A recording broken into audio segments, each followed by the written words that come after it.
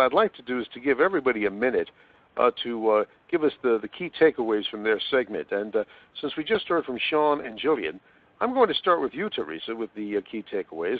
What do you have to offer as some of the high points you'd like to leave with the attendees?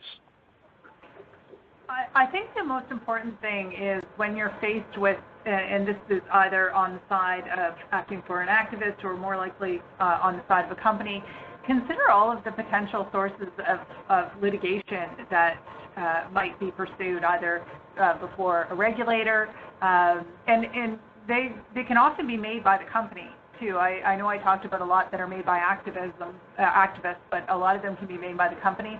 Consider those, consider the weaknesses, the benefits, which forum gives you the remedies that you want. Obviously, there's jurisdiction issues. Turn your mind to that early, very, very early in the piece, because it will help frame how you react throughout a contest. Thank you, Teresa. Lawrence Elbaum, some key takeaways from you, about a minute. 3 things, I could do it less than a minute.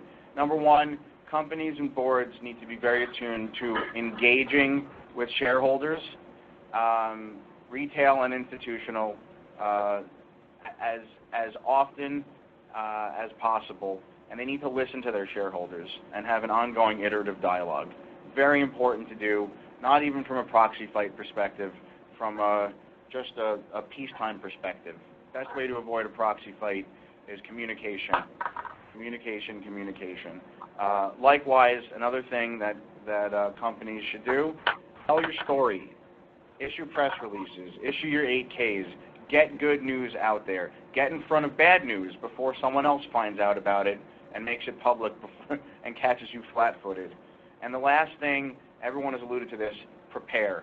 There are a lot of things that companies can be doing about their disclosures, about their bylaws, about their corporate governance practices in peacetime, much like putting a board and management through this whole entire boot camp that we just did today.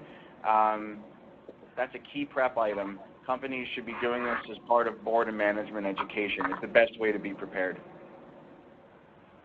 Thank you for that, Lawrence. Now, to the tandem team that did the first segment, I think we'll start with Jillian. Jillian Emmett Muldowan, some key takeaways from you in a minute. Sure. I mean, I think I really echo what others are saying, what Lawrence just said. Be prepared. Know your compensation programs. Know where your vulnerabilities are, what activists are looking for, and how that your programs either meet the kind of best practices, so to speak, or where they are vulnerable, and you should have a position and understanding of why they're set up that way so that you can defend them in quick order if you need to. Thank you, Jillian. And Sean Bisman, would you wrap up, please, with your key takeaways? Sure, yes. I have 2 key takeaways here.